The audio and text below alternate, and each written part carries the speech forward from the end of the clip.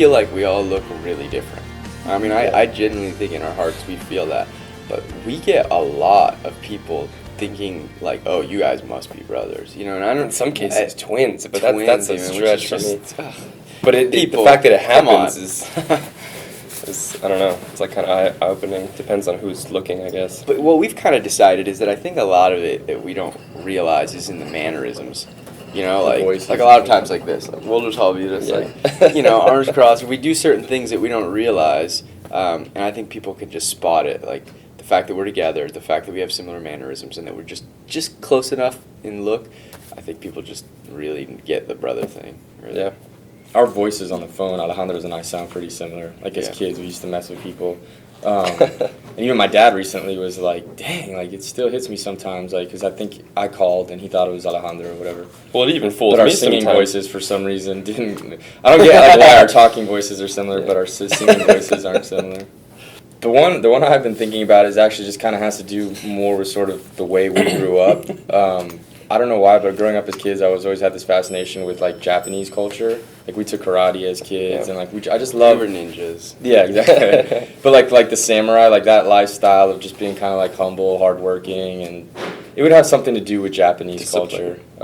He looks a little Asian. Yeah.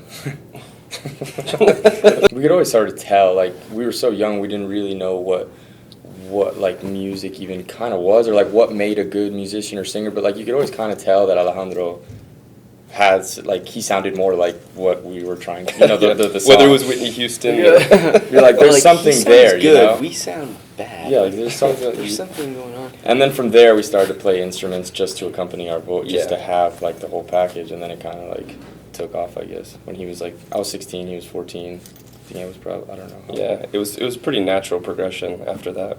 I mean, I guess it's the obvious thing, like, even just the tenor of our voices kind of goes together in a way where, like, I can sing harmonies for them, with them, and it may just naturally sound better than me singing harmonies with you or with somebody else, because there's something about our voices that are similar enough, and I'm sure you're a beautiful singer. But, you know, that's, like, kind of the obvious thing that helped, I think, but a lot of it's also just that we think alike, but we also kind of keep each other in check. It's like a check and balances system. We know each other just well enough to where we're not all on different pages, and you know, it just explodes, but we're just different enough to where we can actually make each of our stuff better. You know, like Alejandro has, you know, he's our main songwriter, and it just comes really easily for him, but like, you know, for me, he's like really helped me as a songwriter, you know, because I have certain tendencies and he can kind of help me with that. And then I'm finding that we can kind of help him sometimes, you know, so it's, I don't know, it's like one of those. It's like a Venn diagram. It's like being similar but not the same is. Some of the circles connect. There is that middle portion where we all are the same. It's very Venn diagram-ish.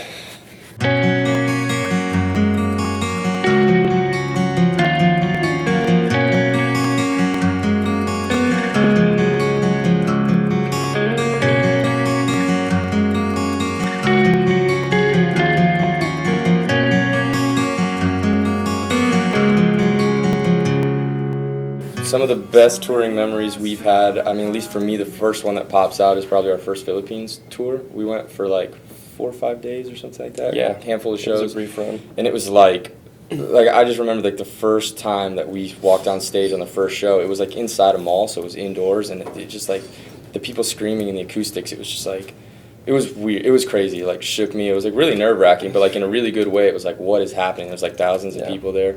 Because you always hope for that, or for something like to move you or to be inspirational, but like I don't think we could have ever imagined that kind of a reaction inside that mall. Like it was just crazy. Just so many appreciative fans, and they were waiting there for like a while, just because of the time that was set up between the time that we had to sound check and by the time we actually finally could get out there. They were just all standing for like a few hours, and it was just like, wow, like that intense passion. That's up there for us, I think. We've had some great times in Europe as well. Like we did the EMAs, which was huge, like in Belfast, which is a city we love playing. It was like 17,000 people, and to be a part of that right in front of City Hall was amazing. And you know, we don't do a lot of opening slots, but we did the One Direction tour. And their first big UK tour, and like that was a great learning experience as far as just like all the young kids and just how, how passionate they were about the whole thing. And Yeah, from their it's just fans, cool. I feel like to their crew, it was just like such a positive experience. Like everybody was just, it like ran such a tight ship, and we just learned a lot from that. And the guys were really cool. Yeah. So we've had a lot of really cool experiences. Touring, like you said, Alejandro, is one of our favorite things in the Yeah. world to do. It's the best. No, I like Zayn. I don't think we do. I do. I don't think they'll care Yeah. that we have favorites. No, I think they're all. Because it's out there now. I think they're all cool. They're all very cool guys, and that was actually really fun to do that tour. I think when you go on a tour with another band, you form this like camaraderie. Whether you're the opener or whether you're the headliner, you form this bond because you're traveling together and you're putting on these shows or whatever. Yeah. So we kind of became friends with all of them. But I think Zane's cool. I think he's kind of got like we've had like some good conversations about like art and just. Yeah, they have a lot in You common. guys really connect on that level, yeah. I can genuinely say that I like all the guys equally, just because I don't know, like they all have a different side of their personality that like I can relate to or connect with, or that we can joke or laugh about. This sounds so ridiculous. No, just in general, like us. Yeah, I I guess feel like a that is fangirl. Yeah. No, they're Something cool guys. about each though. of them that really. they're such charming guys. Who would I pick? Not really. I've always thought about that. Like, man, like who would I? If I could meet anybody, who would I meet? And it's like it's tough. It's like, to some extent, I don't know. Like you want to feel almost like you're. Like there's people I want to have conversations with, but like I don't know if I'd ever. We have huge respect for people, but I don't Yeah. know that I would like I would love to meet, Katy Perry or Justin Timberlake or I'd like John to meet Mayer. Chris Martin. Chris Martin, Yeah, cool he seems stuff. hilarious. But like I don't know if But I don't know that I'd be like.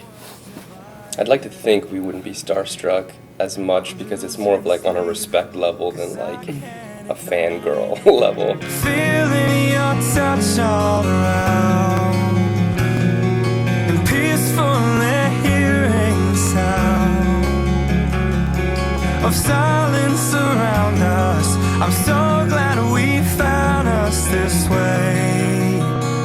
Yeah. I feel like in this day and age, a lot of times you have to do a lot of things yourself. Nothing's obviously ever handed to you, and a lot of stuff these days is about how like clever you can be about getting your message out there and like finding your audience. And so for us, we always felt like the more we could learn, the more we could pursue our education while doing music, never compromising the one over the other, the better off we'd be. And at some point, it just worked that we all kind of, did what we felt we needed to do as far as the academics, and then we're able to finally get together and just do music. But I think it's really benefited us. it's helped a lot. Fabian did a lot of architecture and art-based studies in college, and that in Graphic the early design. days really helped with like editing our videos and knowing about the right softwares to use and stuff like that. So. I think the opportunities of YouTube are just that we've had more control, like, I don't know, like you almost create your own opportunities, I think take your own paths and stuff. Yeah, along with that, I think the beauty of YouTube is to be able to, like, the level at which you can show your personality or your range as a musician or as whatever you want to showcase, whether you're a comedian online or a director, whatever. Like, with these videos, you can kind of show a different side of you or whatever in each video. A lot of times people, I feel like in all industries, may get defined or pigeonholed in just one thing based off of like one hit song that they have, and everybody assumes, oh, that is them as an artist. But they have so much other stuff on their album, or even stuff that didn't make the album, that they'd love to share. But in previous days, there wasn't like a platform to share that kind of stuff. So that's kind of the beauty of YouTube for me, whether it's like something as instrument-based as like, oh, let's for fun do a ukulele song. Let's for fun do piano, do electric, do acoustic. You have the opportunity to show your fans all those sides of you. I think you have to kind of choose something that works and kind of stick with it. There's a lot of times where we even we see people doing other things, or we question what we do, because you always have to like look in the mirror and think like, how could we be doing what we do differently? But we chose something that spoke to us, which was sticking to like the acoustic vibe, and we've really just committed to that, and that's like that's what we do, and I think people come to like rely on that. They want to come to your channel and know when they see that you put out a video that it's something that's going to speak to them the way all your other videos have. And so I think it's just to kind of know yourself, know your sound, commit to it, and just really just work hard and be consistent, you know? Yeah, like, I think if each of your videos has like too different of a vibe, like too schizophrenic kind of, then like it might get lost like in the mix of all the other YouTube. But if you think about the whole package holistically, like you think long term, like okay, when I'm all said and done and I've got 30 videos or whatever, if there's like a common thread that ties all those together, I think as a whole, as a band or as an artist, those 30 videos will tend to stick out a little bit more, just because, you know, even visually, like a lot of our videos tend to have that same sort of visual look to them, because if they all kind of look different, even when you're just looking through YouTube, the thumbnails, it just can get lost, you know? So I just think having the vision long term of like, okay, 5 years from now, after this many videos, this is, when I look back, this is the whole, you know, it's kind of like even like what Coldplay does on a whole album cycle, where the whole thing just has like, they have the same outfit, the theme, the color scheme. So when you look back, you're like, oh, cool, those 3 years of our lives, this was the thing. You got to kind of figure out who you are and really share that with people. Yeah. In a way that's honest and consistent, you know?